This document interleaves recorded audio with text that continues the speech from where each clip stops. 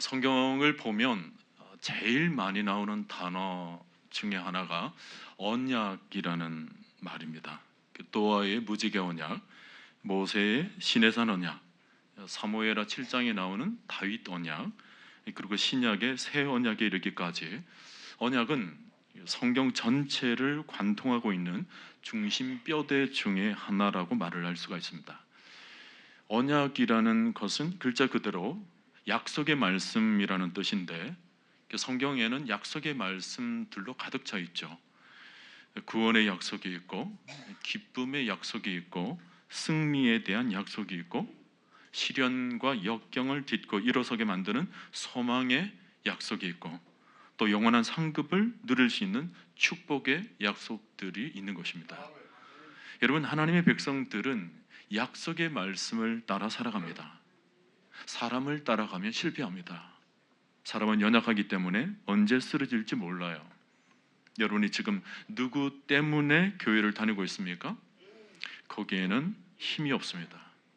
여러분이 사람을 보고 교회를 다니고 있습니까? 얼마 가지를 못합니다. 우리 신앙은 사람이 아니라 하나님의 말씀을 따라가는 신앙이 되어야 합니다. 그래야 실패하지 않습니다. 믿음의 조상 아브라함이 갈대아 우르를 떠나게 되었던 것도 바로 이 약속의 말씀 때문이었죠. 창세기 12장 4절 말씀, 이에 아브라함이 여호와의 말씀을 따라갔고 그랬습니다. 아브라함 신앙에 있어서 굉장히 중요한 부분이에요. 아브라함은 철저히 약속의 말씀을 따라갔는데 우리는 그것을 언약신앙이라고 부릅니다. 아브라함이 따라간 말씀이 뭐였죠? 창세기 12장 1절에서 3절에 나오는 말씀입니다. 너는 너희 고향과 친척과 아버지의 집을 떠나 내가 네게 보여줄 땅으로 가라. 내가 너로 큰 민족을 이루고 내게 복을 주어 내 이름을 창대하게 하리니 너는 복이 될지라. 너를 축복하는 자에게는 내가 복을 내리고 너를 저주하는 자에게는 내가 저주하리니 땅의 모든 족속이 너로 말미암아 복을 얻을 것이라. 그러니까 땅을 주겠다라는 것이고 또 자손을 창대케 해 주겠다라는 것이고 모든 족속에 대해서 축복의 권세를 주겠다라는 것입니다. 아브라함은 이 약속을 붙잡고 믿음의 여정을 시작한 것입니다. 자, 그렇게 시작한 발걸음에서 첫 번째 만나는 관문이 뭐였죠? 하나님이 약속한 땅에 기근이 든 것입니다. 여러분, 믿음의 여정에는 이런 테스트들이 있는 거예요. 여러분에게도 이런 시험들이 찾아올 때가 있을 겁니다. 믿음의 여정을 걷다 보면 누구에게나 믿음의 시험들이 찾아오게 되어 있습니다. 자, 그 당시 아브라함이 그렇게 믿음이 크지 않았던 상황입니다. 그래서 하나님께 그 뜻을 깊이 물어보지 않고서 약속의 땅 가나안을 떠나서 애굽으로 내려가 버렸죠. 우리식으로 말하면 그냥 세상 길로 가버린 것입니다.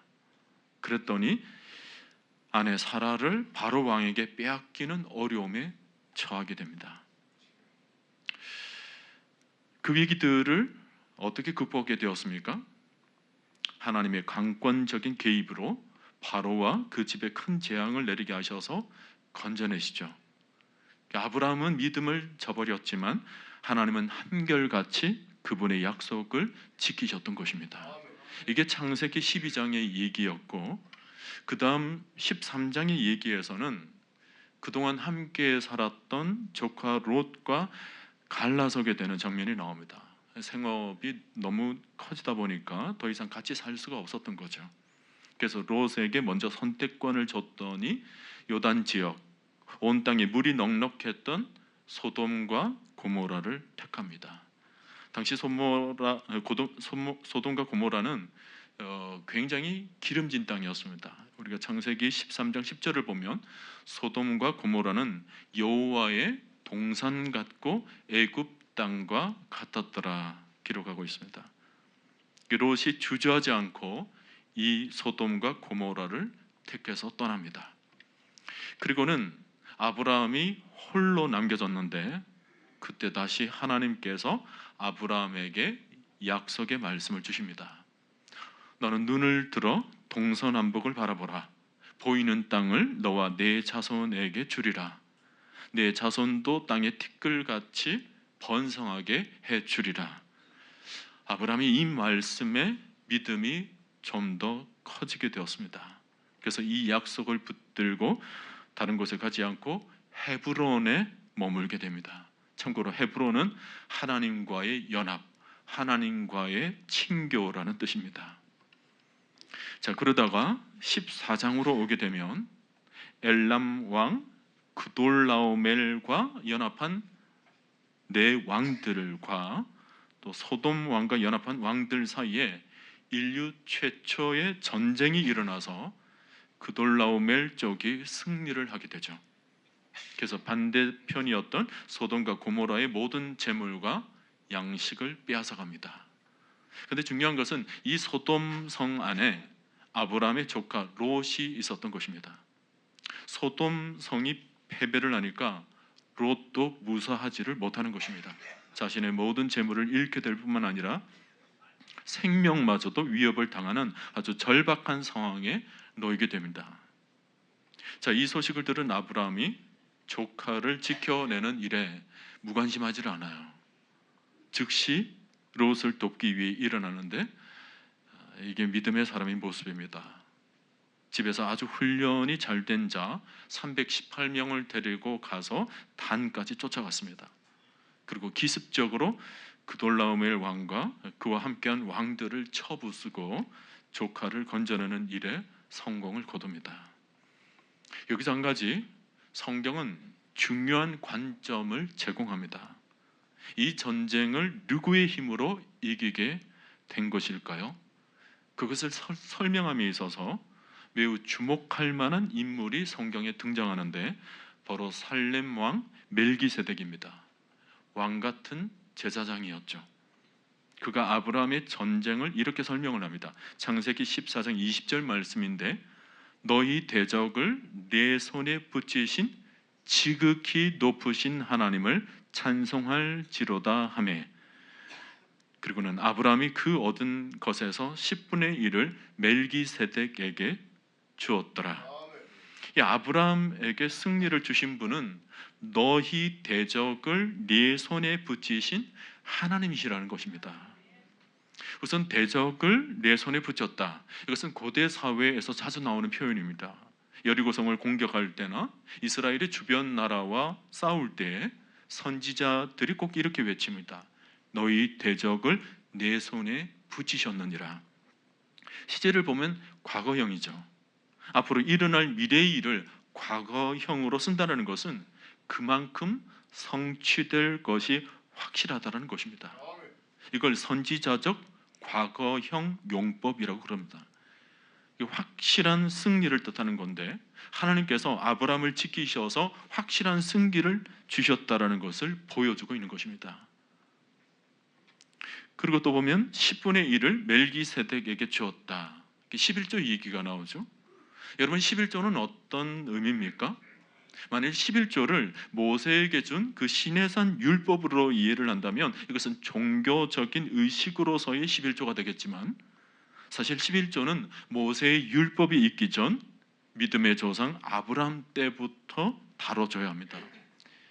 지금 아브라함은 율법이 아니라 신앙 고백으로 하나님께 드리고 있다는 것입니다. 아브라함의 11조는 하나님의 통치권에 대한 신앙 고백입니다.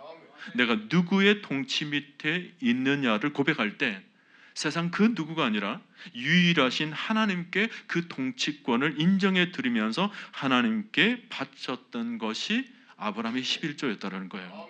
그러니까 오늘 우리도 하나님께 11조를 드리는 것은 어떤 종교적인 관습이나 율법으로서가 아니라 나의 신앙 고백이 먼저 담겨져 있어야 되는 것입니다. 내 삶의 통치권은 누구인가 그랬을 때 나의 왕은 하나님이시고 하나님이 나의 생명의 주관자 되시고 나의 통치자가 되신다라는 이 믿음의 신앙 고백이 우리가 드리는 11조 속에 다 담겨지게 되는 것입니다. 자, 그렇게 하고는 오늘 15장으로 연결되는데 첫 구절이 하나님이 아브라함에게 축복을 주시는 말씀입니다. 여러분 1절을 보세요. 이후에 라고 나오는데 이것은 앞부분과 연결이 되겠죠. 앞서 14장에서 아브라함과의 전쟁에서 패배를 한 그돌라오멜 왕이 분풀이를 하는 겁니다. 자기는 연합군인데 고작 318명의 소수한테 패배를 당했으니까 이 분이 가시지가 않는 거예요. 그래서 군사를 정비하고는 다시 아브라함을 쳐들어 오려고 하고 있습니다. 이 소식을 들은 아브라함이 살짝 두려움이 생기는 거예요. 이후는 그때를 가리키는 것입니다. 자, 그때 하나님이 환상 가운데 이렇게 말씀을 하시죠. 1절을 계속 봅니다. 아브라함아, 두려워하지 말라. 나는 네 방패요 너의 지극히 큰 상급이니라. 하나님이 이번에도 지켜주시겠다라는 것입니다. 얼마나 든든합니까? 여기 방패라는 말 쉽게 이해가 되시죠? 앞서 그돌라오멜과의 싸움에서 지켜주셨던 일을 기억나게 합니다. 근데 그 뒤에 나오는 상급이라는 말은 조금 설명이 필요합니다.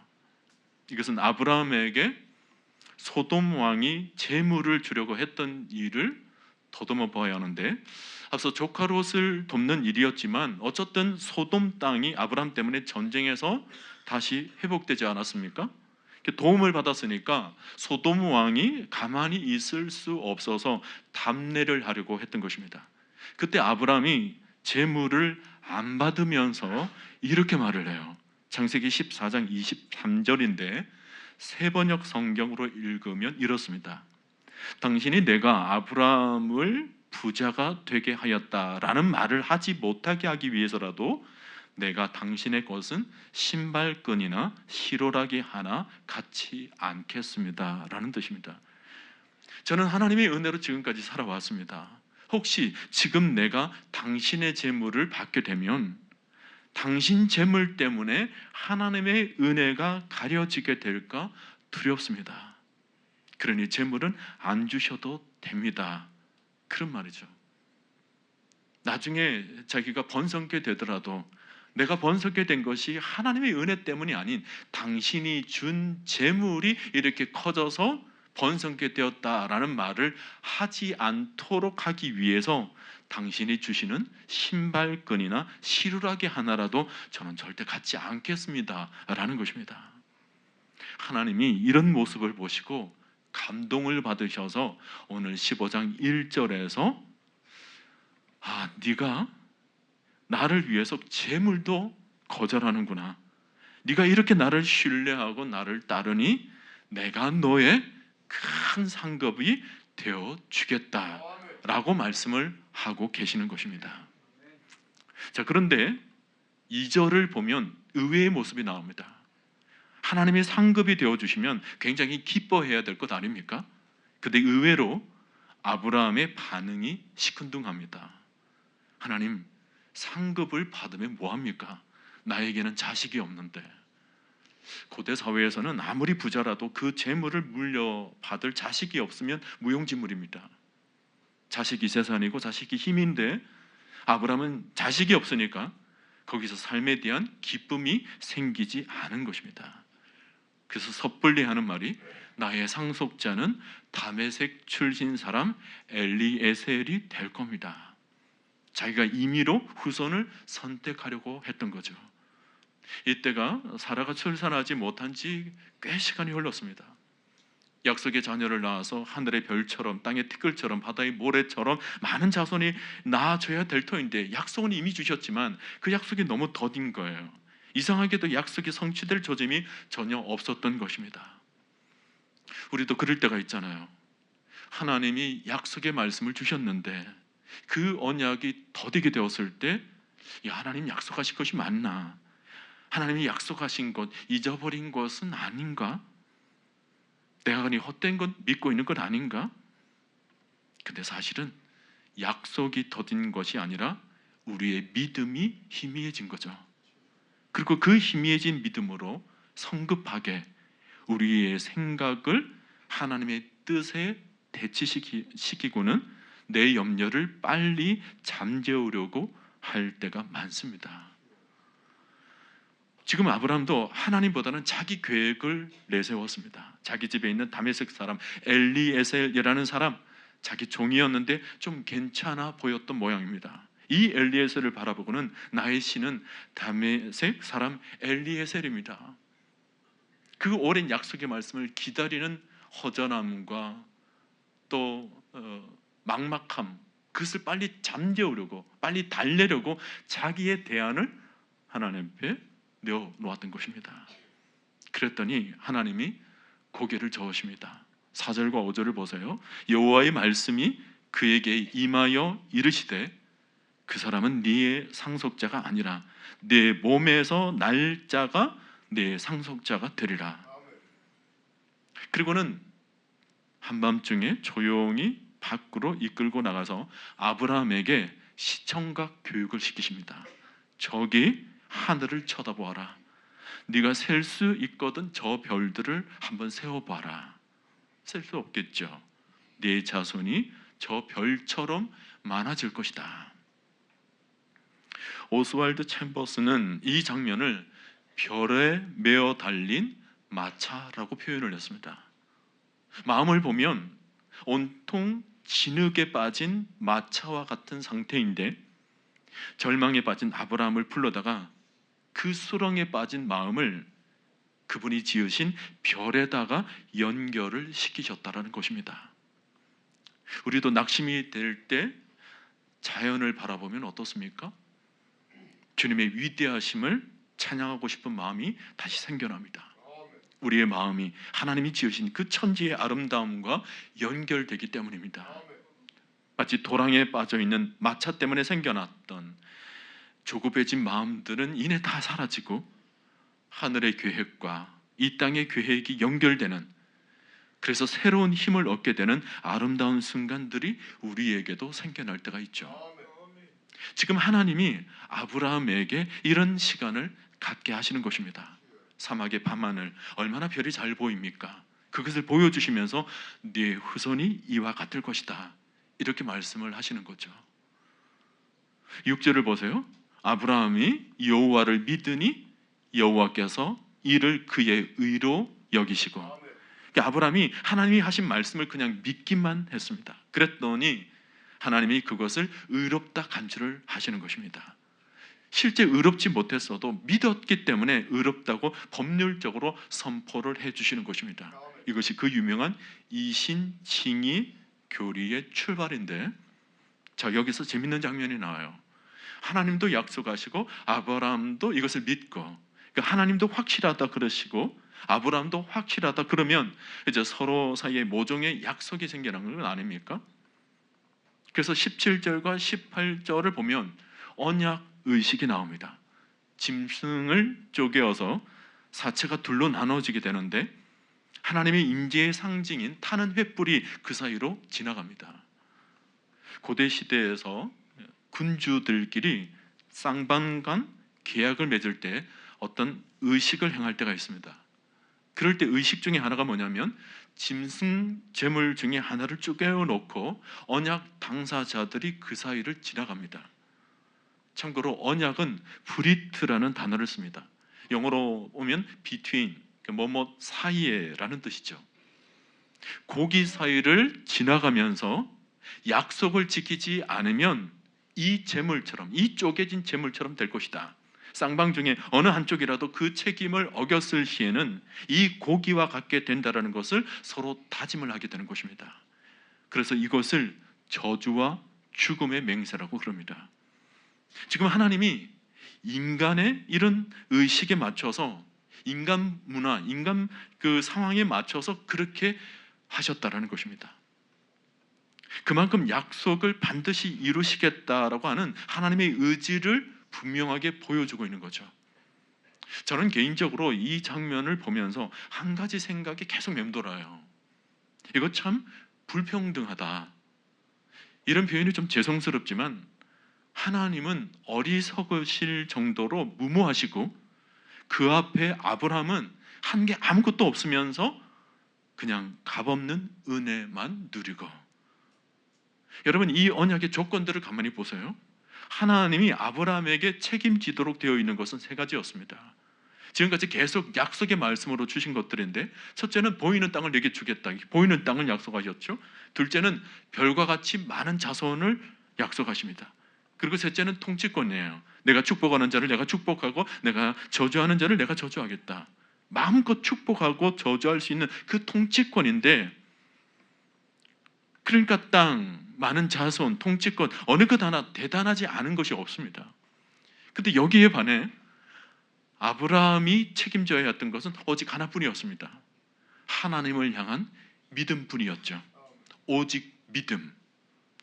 아브라함이 여호와를 믿으니 여호와께서 그를 그의 의로 여기시고, 이거는 아기에게 너 아빠 사랑하니? 네, 사랑해요. 그 한마디에 모든 선물을 다 사주고 나중에 땅 문서, 집 문서까지 다 넘겨주는 것보다 더한 겁니다. 언약이라는 것이 쌍방책임이라고 한다면 어느 정도 내용이 비슷해야 되잖아요. 근데 하나님이 책임져야 했던 것에 비하면 아브라함이 책임져야 했던 것은 너무 쉽고 가벼운 것이었습니다. 그냥 믿기만 하면 되었던 것입니다. 수고하고 무거운 짐진 자들아, 다 내게로 오라. 그냥 오기만 하면 되는 것입니다. 누구든지 내 음성을 듣고 문을 열면 내가 그에게로 들어가 그와 더불어 먹고 그는 나와 더불어 먹으리라. 문을 열기만 하면, 마음으로 문을 열고 믿기만 하면 하나님이 모든 것을 책임져 주시겠다는 것입니다. 이런 차원에서 본다면 하나님이 아브라함과 맺으신 언약은 너무 불평등 조약 아닙니까? 하나님이 일방적으로 힘들게 되시는 너무 불평등한 거죠. 우리나라 역사에서도 불평등 조약이 있었습니다. 한일 합방, 강자가 약자를 착취하기 위한 힘의 하이라키가 작용되었던 조약. 그 약자가 강자에게 일방적으로 당할 수밖에 없었던 말도 안 되는 조약이었죠. 그런 저급한 수준과는 감히 비교도 하고 싶지는 않지만 하나님의 언약이라는 것은 이것과 정반대입니다. 언약의 주체이신 더 힘이 강하신 하나님이 오히려 더 손해를 보게 되어 있는 것입니다. 하나님의 언약은 약자가 당하는 것이 아니라 연약한 우리 때문에 하나님이 힘든 일을 당할 수밖에 없었던 그런 조약이에요. 오늘 본문을 보면서 제가 더 놀라운 것은 하나님이 언약을 체결하는 방식입니다. 뭐냐니까 아브라함을 잠재우는 겁니다. 아브라함에게는 전혀 책임을 지우지 않도록 하시는 거죠. 우리도 그렇잖아요. 잠들 때 일어난 일이다. 내가 모를 때 일어난 일이다. 그런 거 있잖아요. 아브라함에게 전혀 책임을 지우지 않도록 잠을 재우십니다. 그리고는 하나님이 혼자서 고기 사이를 지나가십니다. 혼자 언약의 모든 책임을 감당하시겠다는 것입니다. 내가 반드시 너에게 이 땅을 주고 자손을 주고 나라의 통치권을 주겠다. 만약 그렇지 않으면 내가 이 고기처럼 쪼개지겠다. 그리고는 더 놀라운 것은 이런 책임의식이 십자가상에서 실제로 이루어집니다. 그것도 하나님이 계약을 어겨서가 아니라 우리가 어겼는데도, 우리가 하나님을 떠났는데도, 우리가 하나님을 저버렸는데도 하나님은 우리 때문에 자기가 인간 편이 되셔서 고기처럼 살을 찢기고 피를 흘리십니다. 하나님이 왜 그렇게 하셨을까요? 여러분, 하나님의 마음이 이해가 되십니까? 좀 더 얘기할까요? 주님은 이런 약해 빠진 우리를 또다시 버리지 않으시고 다시 언약을 맺으십니다. 내가 영원토록 떠나지 않겠다 약속하십니다. 영원토록 나와 함께 낙원에 있을 것이다 말씀하십니다. 그때도 아브라함처럼 우리가 잠들었을 때예요. 우리의 눈이 어두웠을 때였고, 우리가 아직 죄인 되었을 때였고, 우리가 아직 원수 되었을 때, 그러니까 우리 영혼이 잠들어졌을 때에 주님은 홀로 언약을 완성하시고는 우리를 초대하시는 것입니다.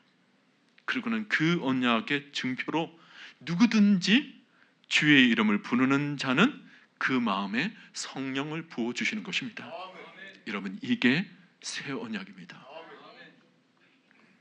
여러분, 왜 하나님은 이런 약속들을 주시는 거죠? 그 이유는 두 가지예요. 첫째는 그렇게 하시기까지 우리를 향하신 그분의 사랑이 그토록 깊으신 까닭 때문이고, 또 하나는 그렇게 해서라도 연약한 우리에게, 범죄한 우리에게 하나님의 품으로 다시 안기게 하고 싶으시기 때문이었습니다. 앞서 창세기 11장에서 우리가 본 것이 바벨탑 아닙니까? 인간의 오만과 타락함의 상징인 바벨탑으로 인간은 인간의 제국을 만들려고 했지만 그것은 피조물인 인간이 할 일이 아니었어요. 하나님은 우리를 그렇게 지으시지 않으셨습니다. 하나님은 제국을 만드신 것이 아니라 동산을 만드셨어요. 하나님과 더불어서 영원히 안식을 누리고 평안을 누릴 수 있도록 하나님은 우리에게 동산을 만들어 안겨다 주신 분이십니다. 세상 군주들이 다스리는 인간의 제국이 아니라 하나님과 더불어 하나님이 다스리시는 하나님 나라가 우리 인간이 있어야 될 곳이었던 것입니다. 하나님이 다시금 이 나라를 회복하기 위해서 아브라함을 부르신 것입니다. 그리고 장차 아브라함을 따르는 믿음의 후손들을 통하여서 하나님이 통치하시는 그 하나님의 나라를 세워가려는 꿈을 아브라함과 공유하시는 것입니다. 아브라함아, 내가 너에게 땅을 주마. 너에게 하늘의 별과 같이 많은 자손을 주고 너에게 통치할 수 있는 축복권과 통치권을 줄 터이니 너는 나를 믿고 나의 나라를 세우다오. 아브라함은 이 약속의 말씀을 듣고 갈대아 우르를 떠났는데 히브리서 11장 10절을 보면 이렇게 기록합니다. 8절부터 보면 믿음으로 아브라함은 부르심을 받았을 때에 순종하여 장래의 유업으로 받을 땅에 나아갈새 갈 바를 알지 못하고 나아갔으며 믿음으로 그가 이방의 땅에 있는 것 같이 약속의 땅에 거류하며 동일한 약속을 유업으로 함께 받은 이삭과 및 야곱과 더불어 장막에 거하였으니 이는 그가 하나님이 계획하시고 지으실 터가 있는 성을 바랐습니다. 그랬습니다.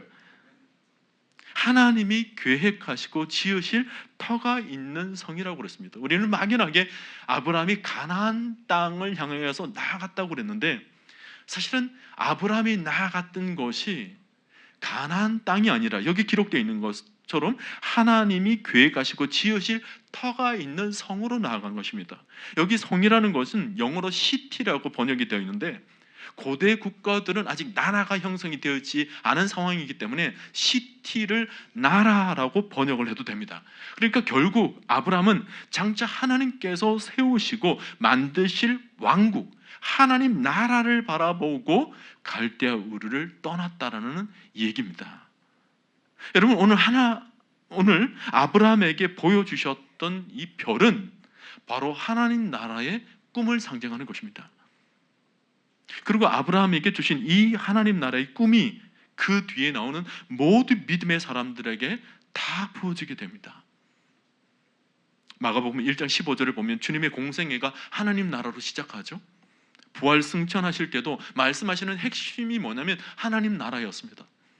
우리가 사도행전을 열어봐도 하나님 나라로 시작하고 마지막 하나님 나라로 마무리하게 됩니다. 마지막 순간까지 사도 바울은 하나님 나라를 가르쳤더라, 그렇게 기록하고 있죠. 그러고는 그 하나님 나라의 비전이 흐르고 흘러서 오늘 우리에게도 고스란히 하나님 나라를 바라보는 그 꿈이 우리의 영혼 가운데 생겨나고 있는 것입니다. 사도행전 2장 17절을 보면 하나님이 가라사대 말세에 내가 내 영으로 모든 육체에게 부어주리니 너희의 자녀들은 예언할 것이요 너희의 젊은이들은 뭘 봅니까? 환상을 본다고 그랬어요. 하나님 나라의 환상입니다. 너희의 늙은이는 뭘 봐요? 꿈을 꾼다고 그랬습니다. 하나님 나라의 꿈이에요. 이 꿈을 예수를 믿는 오늘 저와 여러분 모두에게 하나님께서 보게 만들어 주시고 나누어 주신 것입니다. 여러분, 그리스도인들은 어쩌다가 우연히 이 자리에 앉아 있는 것이 아닙니다. 우리 모두는 하나님이 불러주신 것입니다. 하나님이 우리 삶에 개입하신 거죠. 그리고는 우리 가슴에 하나님 나의 꿈을 품고 살아가도록 만드시는 것입니다. 지속적으로 성령으로 말미암아 하나님 나라, 그 꿈, 그 환상, 그 이상들을 바라보도록 만드시는 것입니다. 세상에 호황된 꿈들이 아니라 하나님의 창조 세계와 연결되어 있는 그 거룩한 꿈이에요. 거룩한 나라의 꿈. 인간의 연약한 마음으로 세워지는 꿈이 아니라 하나님 나라, 그리고 그 나라에서 이루어질 그 구원, 이것은 절대로 실패할 수 없는 하나님의 언약으로 주시는 꿈인 것입니다. 여러분, 오늘날 우리 시대가 하나님의 꿈과는 너무나도 먼, 너무 시대가 어둡게 느껴질 때가 있죠. 자꾸 엘리얼이 쓴 책 뒤틀려진 기독교라는 책에서 보여주듯이 실제로 오늘날의 기독교는 많이 뒤틀려져 있는 부분이 있습니다. 기독교 비판 세력들이 딱 공격하기 좋은 여러 요소들이 우리 안에 있는 거죠. 우리 자신도 연약한 것이 문제지만 말세가 되어가면서 지금 세상도 교회를 향해서 아주 행정명령을 내릴 정도로 거만스러워졌습니다. 자, 그럼에도 불구하고 하나님 나라에 대한 하나님의 비전이 멈추어졌습니까? 아니요, 그렇지 않습니다. 조금도 하나님께서 멈추신 적이 없으십니다. 우리 주님은 하나님 나라를 겨자씨에다가 비유를 하셨습니다. 너무나도 작고 보잘것없고 또 그 안에는 생명력도 없는 것처럼 보이지만 그렇지가 않다라는 얘기예요. 이런 복음서들을 보면 겨자씨 비유들이 나오죠. 마태, 마가, 누가복음에서 이 겨자씨 비유를 다 기록해주고 있는데 그만큼 중요한 비유로 하는 겁니다. 여러분, 겨자씨를 보신 적이 있으십니까? 정말 작아요. 제가 제주도에 있는 성서식물원에 가서 겨자씨를 직접 봤는데 손 위에 올려놓고는 숨도 쉴 수가 없습니다. 제 콧바람에 이 씨들이 그냥 날아가 버릴 것 같아서 너무나도 작습니다. 아주 작은 씨였어요. 그냥 흩어지면 눈에 띄지 않을 정도죠. 근데 이 작은 겨자씨가 품종에 따라서 조금 다르겠지만 어떤 품종은 나중에 자라서 한 4m, 5m 정도 된다고 합니다. 여러분이 키들이 어느 정도 되시죠? 적어도 여러분의 키보다 2배 이상 된다는 거예요. 그래서 굉장히 큰 나무가 되는데 특히 그 나무에 맺히게 되는 열매는 맛이 아주 독특하고 맛있어서 새들이 무척 좋아한다고 그럽니다. 그래서 겨자씨 나무가 열매가 맺히게 되면 막 새들이 무리로 몰려와서 노래하며 막 야단을 떨게 되는데 마치 그 장면은 시편 1편이 연상되죠. 시냇가에 심겨진 나무가 철을 따라 열매를 많이 맺게 되는 그런 모습을 연상시킵니다. 우리 주님이 이것을 가지고 하나님 나라의 비유를 하신 것입니다. 그만큼 번성하게 된다라는 거예요. 여러분, 시편 1편이 왜 복의 출발입니까? 하나님 나라의 출발의 모습이기 때문에 그렇습니다. 하나님께서 우리에게 그 모습을 보여주시는 거예요. 너희 믿음도, 너희 가정도, 너희 교회도 반드시 그렇게 될 것이다. 그러므로 시작이 미미하다고 낙심하지 말아라. 지금 모습에 대해서 의심하지 말아라. 꿈을 가져라. 소망을 가져라. 기쁨을 가져라. 여러분, 하나님의 꿈이 확실한 것은 하나님의 성품 때문입니다. 우리의 연약함, 우리의 부족한 믿음 때문에 그것이 이루어지는 것이 아니라 언약에 신실하신 하나님, 아브라함은 흔들려도 하나님은 한결같으신 분이십니다.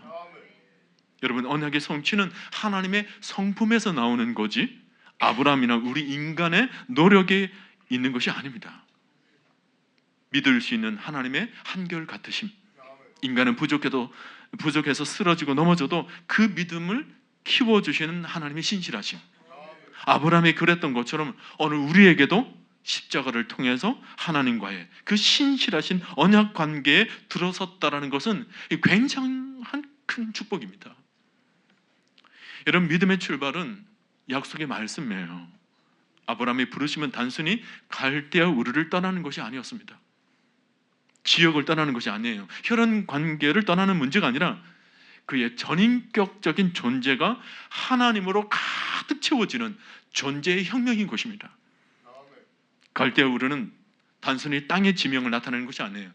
전에는 내 중심으로, 내가 주인이 되어서 내 마음대로 살고 나 중심으로 살 때 모든 삶에서 갈대아 우르를 떠났다. 이것은 이제는 하나님을 알고 하나님을 믿고 하나님과 동행하는, 그래서 하나님의 사람이 되어서 하나님 나라를 이루는 거룩한 존재로 살아가기 위해 그는 갈대아 우르를 떠난 것입니다. 나중에 17장에 가면 아브라함의 이름이 바뀝니다. 아브람에서 아브라함으로 바뀌죠. 아브람은 한 민족의 아버지지만 아브라함은 열방의 아버지라는 뜻입니다. 여러분, 하나님의 부르심은 한낱 소풍놀이가 아니에요. 우리의 꿈을 바꾸어 놓고, 우리의 존재를 완전히 바꾸어 놓고, 우리의 삶의 이유를 완전히 뒤바꾸어 놓는 존재의 혁명인 것입니다. 나의 모든 삶이 바뀌는 거예요. 나 중심에서 하나님 중심으로, 내 안에 하나님의 거룩한 영이 가득 채워지게 되므로 그 거룩한 영으로 이 세상을 다시금 살아가는 것입니다. 저는 여러분들 안에 이 존재의 혁명이 일어나고 있음을 믿습니다. 새 언약이 바로 그것이 이루어지고 있다라는 설명들을 신약 성경에서 여러 가지 표현해 주고 있는 거죠. 오늘 여러분, 언약이 신실하신 하나님을 바라보면서 하나님이 주신 믿음으로 여러분 안에 하나님 나라의 꿈이 회복되시기를 바랍니다. 요즘 여러분들이 어떤 마음으로 살아가고 있습니까? 믿음이 점점 약해지고 원하는 것은 이루어지는 것 같지는 않고 미래는 불투명하고 그래서 마음이 자꾸 가라앉지는 않습니까? 그래서 얼른 결과를 보고 싶어서 엘리에셀을 내세우는 것처럼 나 스스로가 뭔가를 지금 당장 만들어 놓고 하나님께 제시하지는 않습니까?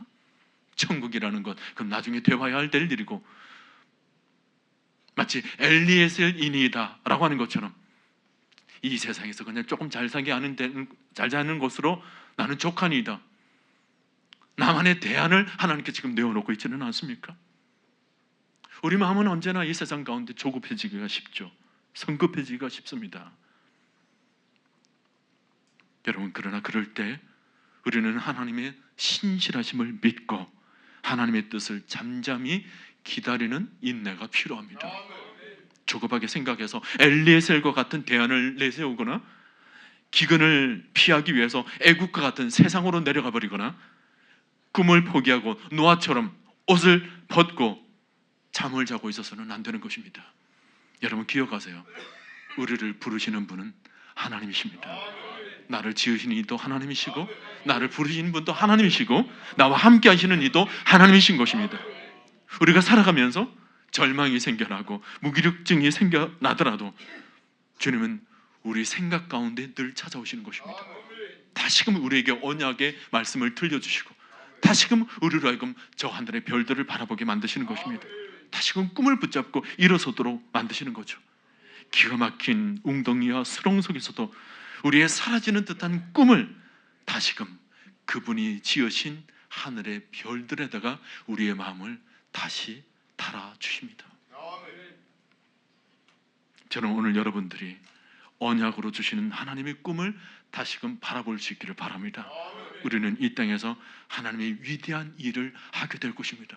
하나님의 거대한 그 하나님의 역사에 우리는 반드시 동참하게 될 것입니다. 하나님께서 그 꿈을 향해서 지금도 변함없이 전진해 가고 계시는 것입니다. 그러므로 우리는 편안한 삶이 아니라 의미 있는 삶, 풍성한 삶, 비전의 삶으로 초대받았다는 것을 꼭 기억하고, 때로는 어두운 터널을 지날 때가 있지만 우리는 그 터널이 종착점이 아니라 더 크고 아름다운 약속의 땅이 반드시 우리에게 펼쳐지게 됨을 우리는 믿어야 할 것입니다.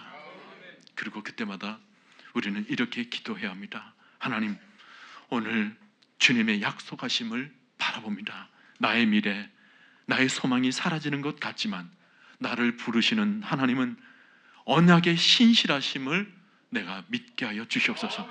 주의 나라와 주의 뜻이 이루기까지 조급하지 않도록, 연약해지지 않도록 우리에게 믿음을 주시고 소망을 부어주셔서 나와 함께 하시고 나를 인도하시는 하나님을 항상 바라보며 이 기다림의 시간들을 묵묵히 걸어가게 하옵소서.